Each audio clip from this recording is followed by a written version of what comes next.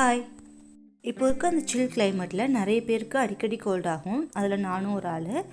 இந்த மாதிரி கோல்ட் ஆகும்போது நண்டு சாப்பிட்டா நல்லது அப்படின்னு சொல்லுவாங்க. நண்டு குழம்பு, நண்டு ஃப்ரை, நண்டு ரசம் இந்த மாதிரி காரசாரமாக சாப்பிடும்போது நமக்கு ரொம்பவே இதமாக இருக்கும் இந்த மாதிரி டைமில். ஸோ நான் அதில் ஒரு டிஷ் தான் நண்டு ஃப்ரை கொண்டு வந்திருக்கேன். வாங்க எப்படி பண்ணுறதுன்னு பார்க்கலாம். நான் ஆல்ரெடி நண்டுலாம் நல்லா க்ளீன் பண்ணி வச்சுட்டேன். இப்போ பார்த்திங்கன்னா பேன் வச்சுட்டு அதில் கொஞ்சம் எக்ஸஸாகவே ஆயில் விட்டுட்டு தாளிக்கிறதுக்காக சோம்பு ஆட் பண்ணியிருக்கேன். சோம்பு நல்லா பொரிஞ்சதுக்கப்புறம் நம்ம நண்டு ஆட் பண்ணிக்கலாம்.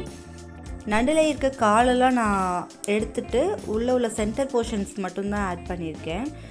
நண்டோட காலெலாம் தனியாக நம்ம குழம்பு கூட வச்சுக்கலாம். இந்த மாதிரி நம்ம ஆட் பண்ணும்போது நம்ம ஆட் பண்ணுற மசாலாஸ் எல்லாமே உள்ளுக்குள்ளே போயிட்டு நல்லா மெர்ஜ் ஆகிட்டு நமக்கு டேஸ்ட் நல்லாயிருக்கும். அதுக்காக நான் வெறும் சென்டர் போர்ஷன்ஸ் மட்டும்தான் ஆட் பண்ணியிருக்கேன்.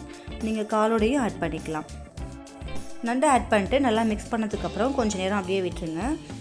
ஒரு 2 மினிட்ஸ் அப்புறம் சால்ட் ஆட் பண்ணியிருக்கேன். சால்ட் ஆட் பண்ணிட்டு அகைன் நல்லா மிக்ஸ் பண்ணியிருக்கோங்க. நம்ம ஆட் பண்ணியிருக்க சால்ட் நண்டு உள்ளே நல்லா போகணும் அப்படின்றதுக்காக நல்லா மிக்ஸ் பண்ணியிருக்கேன். மிக்ஸ் பண்ணிட்டு கொஞ்சம் நேரம் அப்படியே விட்டுட்டு அது நல்லா வாசம் வரும். நமக்கு நண்டு அந்த எண்ணெயில் ஃப்ரை ஆகும்போது நல்லா வாசம் வரும்.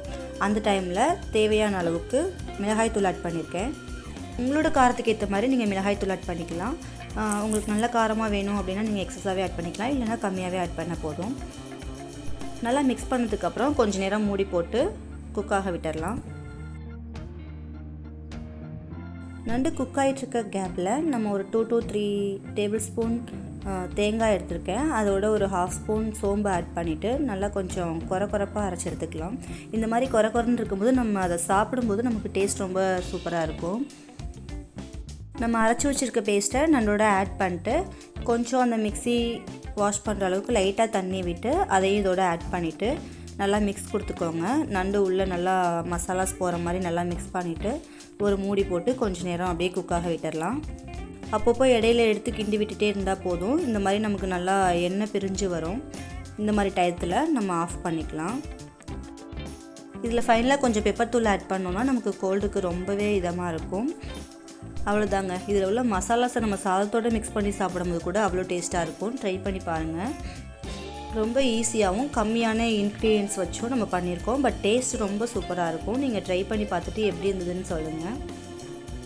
தேங்க்ஸ் ஃபார் வாட்சிங். பாய்.